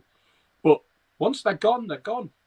And why do we spend all this money on academies if we're not going to give those players the opportunity? Either the player's not good enough, fair enough, but to not even give them the opportunity, because we've seen that Matty is good enough. Like Steve says, he's scored twice against Man United, and he's taken games by the scruff of the neck, and he's tough enough to be able to stand up. to the likes, and his brother was as well, to likes of McTominay, another youngster who's like, playing for Manchester United and holding down his place in the midfield. And yet our lads are like struggling now. And it's so destroying, because we're desperate for young players to come through. And there are other players in that setup that we're here, and we keep, how many times have you two read the Chronicle and seen the name of a youngster that's going to break into the first team squad and he's getting the opportunity and I can go back and go to, like, and the perfect example for me was Callum Morris. Callum Morris was a young kid that I knew, and I was, me and my pal Paul, we ran a school football team, and Callum was part of that school football team. We watched Callum mature. He got into the Newcastle setup. When Keegan came back, Keegan played him against Hartlepool. He brought him into the first team squad. He thought he had something about him. Callum was like, he was captain of the Republic of Ireland under 21s, under 18s, that type of thing. Then Keegan went, and Callum's chance was gone, because the manager that came in after him decided that, no, I'm not going to risk any youngsters. No. But Kevin had the confidence to, like, see something in that kid, and we lost him. He went. His career was sort of like drifted through. He's played in the Scottish leagues for a number of years now. You occasionally put in a Scottish game and you see him playing, and you think, oh, there's Callum. He's done quite well. He was the year above my daughter at school. I know his family well, and I've followed his career. I've spoken to Ando about him. He played for Republic. I think he ended up also playing for the Northern Ireland. He got into the Northern Ireland squad at one point. And you look back and you think, if Keegan had stayed, and Callum had continued, and Kevin had the confidence in him, and he continued to help him and bring his career on, what would he have been like? And I worry that that's going to happen to likes of Matty, because the manager just isn't willing to have, to take that gamble and to have the conviction of what he's seeing, because he's looking at a totally different picture. He's looking at more at his own self. Instead of having the confidence in the footballer, have the confidence in yourself to throw the lad in and give him the opportunity. But the managers get clouded by their own sort of fear that it's going to impact on them. And does that say something about them? I don't know. I've got my own opinion on it, and I feel as though that's what they do. They hide behind, he hasn't had the experience. But he's never going to get the experience if you're not willing to give him the opportunity, for goodness sake. Yeah, it's a strange situation. Really, really find it strange. Only one person we can ask the question about that to, and it's Steve Bruce, and I doubt we'll get any answers. We don't tend to get any answers about anything else. And look, it's been an interesting few weeks. We've got two great wins against Crystal Palace and against West Brom. Obviously, we went down with Leeds full of hope. We came back with nothing apart from our tails between my legs, Mitch. So we've got Fulham at home tomorrow. Fulham seem to have picked up a little bit of form. They have, but you expect that of teams in the bottom half. They're always going to go through patches where they're more in form than not. For me, given our forthcoming fixtures over Christmas and into the new year, I think it's essential we get 3 points tomorrow. Keep that little bit of buffer. That's the thing that loss against Leeds has done, is just chipped away at what we've got in terms of points in the bank over everybody else, and it concerns me that you think, okay, how many points realistically are we going to get over the Christmas and New Year period? Probably not many, in my opinion, and so we need those 3 points. We've got to. From what I've seen of Fulham in the last few weeks, I've caught snippets of their games. What seems to be different about them is energy. They seem to have up their work rate, and that's noticeable. and probably the reason Mitrovic isn't starting for them at the moment.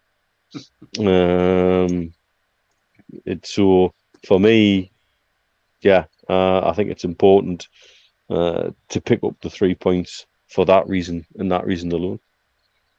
Yeah, it's interesting. It's an interesting game, Steve. It's one which, you know, is failed to deliver really on the entertainment, value, at least at St James's Park. But we've got memories of that wonderful trip down to Craven Cottage with Rafa under his last game, and there has been a few goals and a few points picked up against Fulham. But yeah, it's interesting how do you approach this game as a Newcastle manager? How does Steve Bruce approach it? After making 4 changes, does he bring those players back in? Is he trying to balance it out because we've got a busy Christmas period, and maybe that was his reasoning for changing those players around? Is he gonna bring Shelby, Richie, Almiron back into the team, and Gale? I think he starts off with putting posters of Mitrovic all over the dressing room and gives them all a set of darts, quite frankly, and starts throwing them at the board. That would be a good start, and go, you know what, draw mustaches on him, throw darts at him. Get this is the bloke that I'm actually praising and think is better than you guys. Go out there and prove us that I'm wrong. That if that's is that the sort of psyche? I don't think he's actually doing that, but because he's come out with that statement and come out and praise Mitrovic, right? Stick his picture all over the wall and get them to like go, you know what? I'm a better footballer than him. We're a better football team than them. We're a bigger football club than them, and you're a better manager than them than they've got. So we're going to go out there and we're going to fight. That's the first thing. You got to go out. You got to show your mettle. You got to show that after the way that you played on Tuesday, that you can turn it around and you can put in a far better performance. Yep.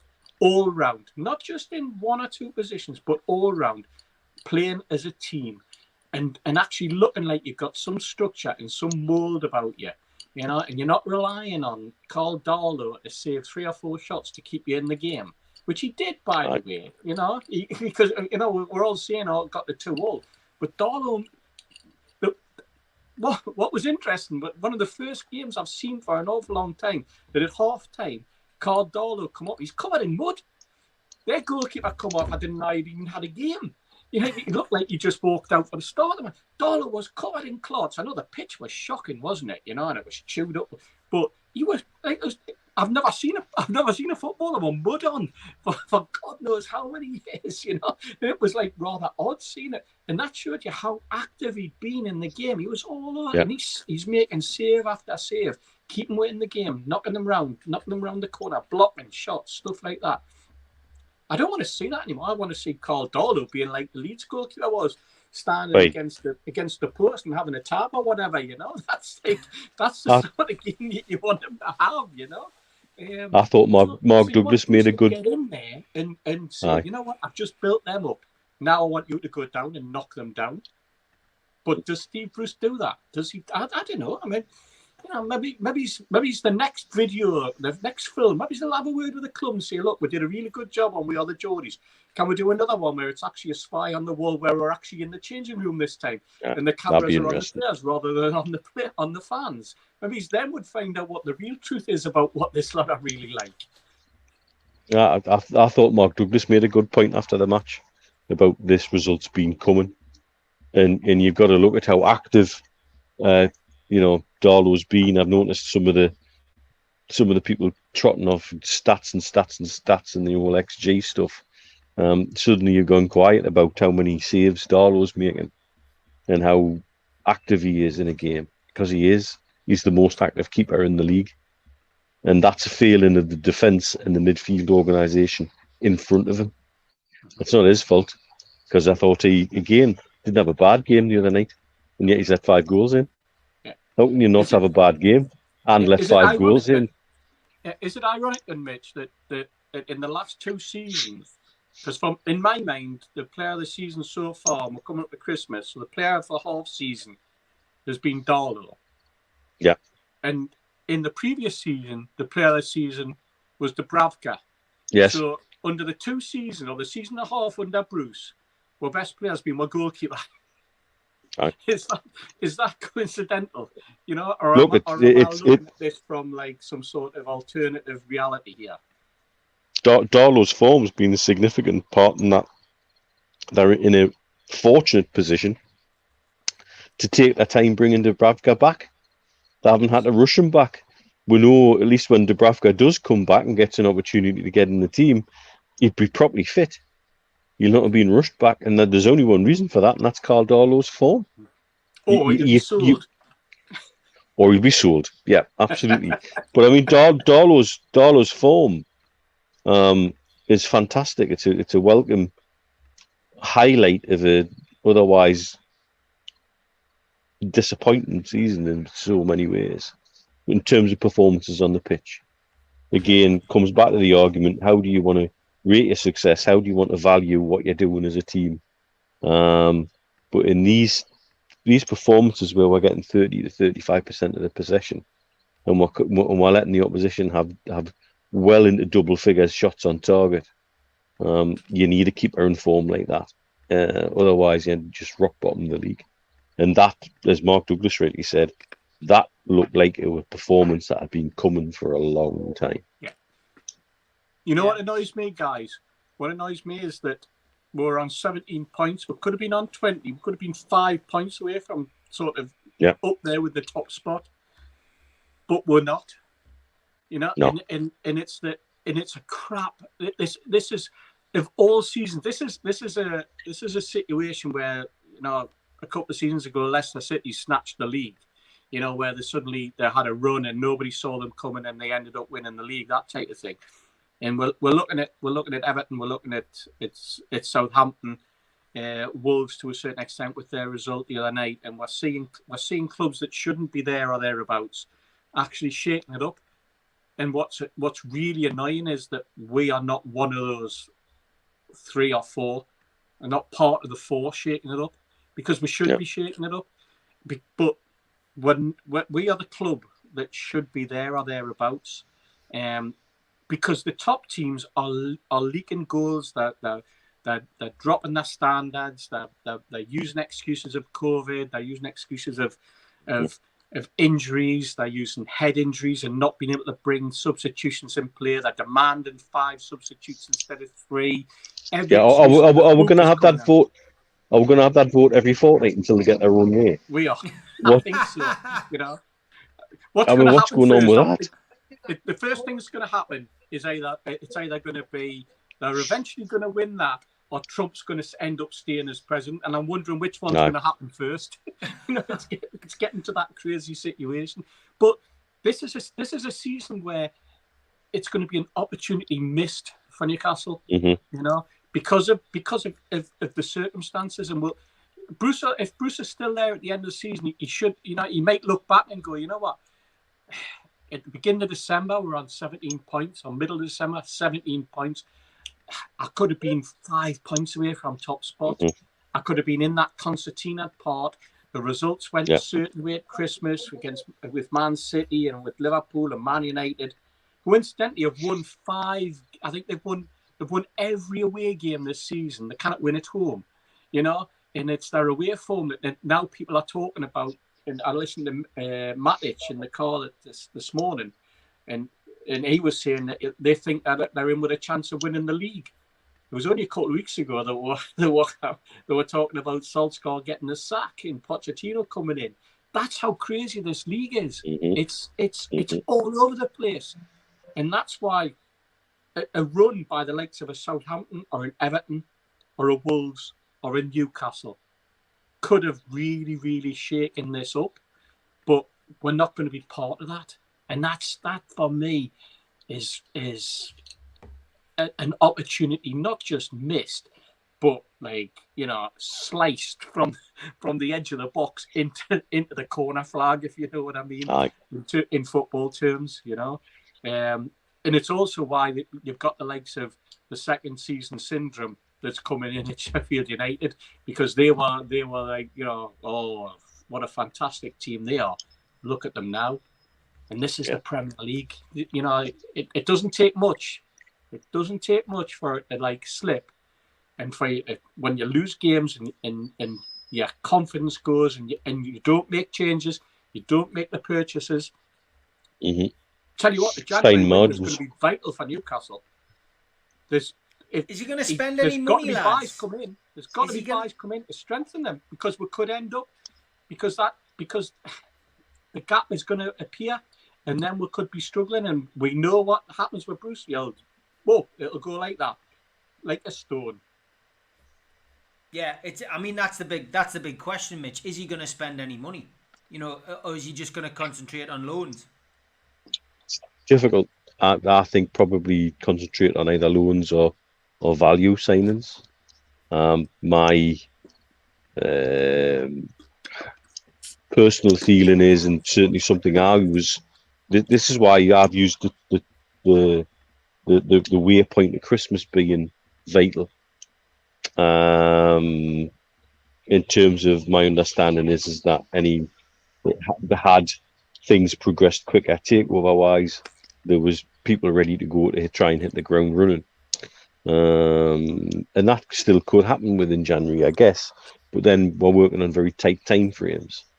Yeah. That said, if Ashley's got half a brain and he can understand how the football's looking and working at the moment, and looks at that string of fixtures we've got to go through Christmas and New Year, I think if he wants to remain in a position where he's going to get the best price for the club he's ever going to get for probably the next 5 to 10 years, then you would be stupid not to invest a little bit of money if there's money there to be invested. It should be. My concern would be how much input Bruce has into who he brings in. Seeing we're being lined up for Man United's rejects who can't get in their squad and have a squad number. That doesn't. Yeah, there you go. I pressed the button. Sorry. Exactly. You know, this comes to conversations we've had this week. You know, is that really the best we can aspire to? There's two defenders who've been nothing but criticised for the last 2 years at Man United and haven't even got a squad number. And is that really the best we're looking at for the transfer window? Because we need better than that. So I think if Ashley's got it's one of those moments like when he did actually dip into his pocket and invest in the little French cluster that January. January is such a rubbish window to buy players in. Nobody seems to like it. Nobody seems to enjoy it.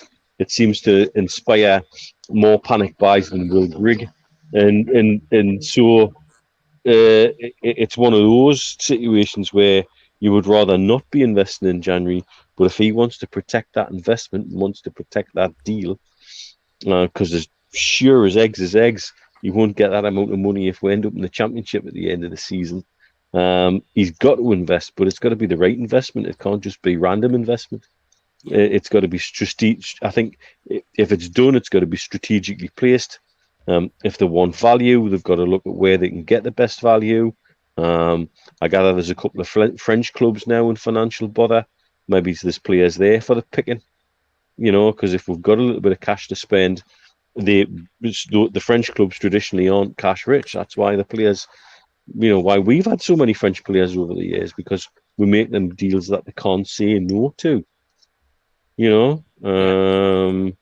So that's for me, though, Mitch, that's interesting what you're saying, because with the issue with the French league is that the clubs went out and have spent the TV money that they were promised. That they haven't now got. Right, and that is now being pulled. And what's interesting with all of that is that the reason that TV deal collapsed was because of BN Sports. Because there was a deal agreed, and then BN Sports changed the whole platform, right? Yeah. So these guys went out. The club spent the money. The guys who took the contract were on the understanding that they were going to be able to take that platform and sell that platform to BN Sports. BN Sports decided not to do it, and destroyed at a stroke. Because the guys who started it, the guys who made the original deal, which was probably an overspend anyway. It was like a crazy deal to begin with. But then BN Sports have stepped in and gone, you know what, we're not going to, because it was one of those deals where they put the money to the football clubs. The football clubs took the money, and they thought they were then going to be able to sell it on and sell those games as like a third party to third parties. And they expected BN Sports to be one of the parties that would take it and take that French football because of the connections in France, because of the PSG, the Moroccans, and that particular MENA region connections. And BN went, no, we're not going to. And at a stroke, the deal collapsed. Because they realised that they've spent the money, and now the clubs are now hamstrung, and that the only way they can get out of it is to sell their players. Yeah. The worry for me is that we end up with a Riviere instead of a top instead of a Ginola. Yeah. No, look, I think also as well, though, BN realised the deal that struck was going to help all the other clubs in the league, and the club that was going to help the least was PSG, their club. Yeah. And I think they just decided, nah, do you know what, nah. And so I think their rates have been picked up by a Spanish media company. I think it's probably, I think it's is it a third of the price they originally had? Yeah.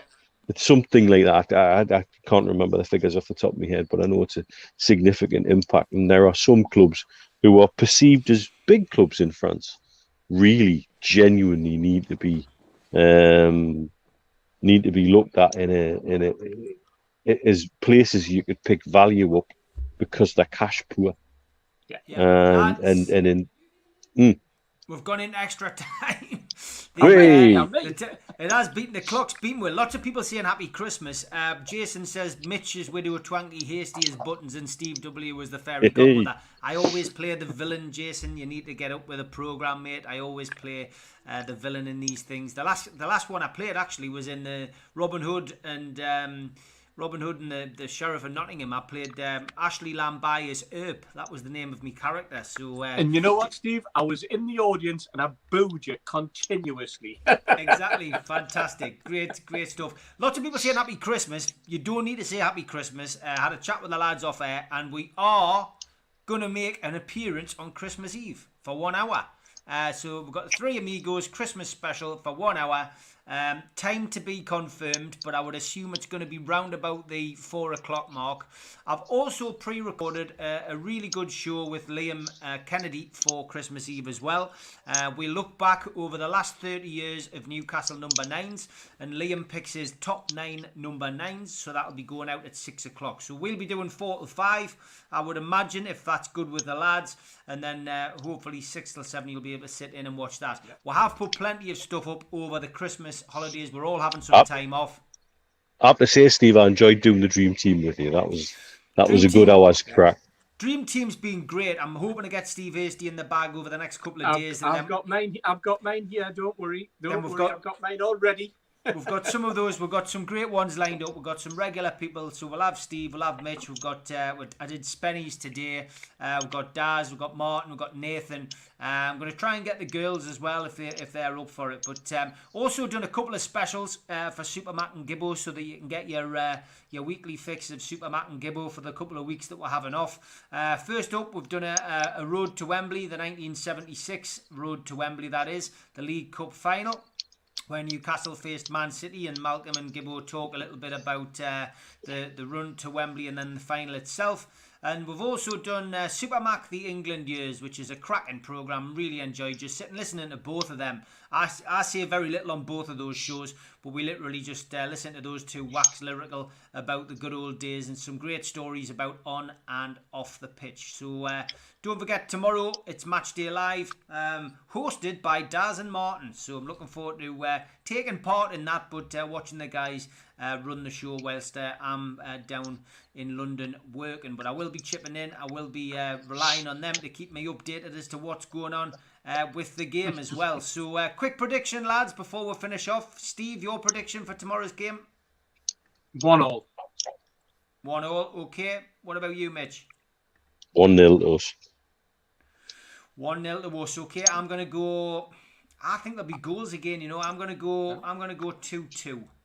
I went for that the other night, and I was right up until the last part of it. Last 10 minutes. Yeah, happy birthday, says Gary Douglas. Merry Christmas Yes, Gary. and happy birthday, and loads of positive comments coming in. Don't forget the Troll documentary is on Sunday, and it'll be going out at 6 o'clock. Think Before You Tweet is a campaign we've launched, and we're running it all the way through December. Please just be a little kinder on social media to your fellow Newcastle fan and other people. Steve, Mitch, I will see you on Christmas Eve for that hour special. Take care, lads. Have a good weekend. Cheers, Merry everyone. Christmas. Take care. Thanks for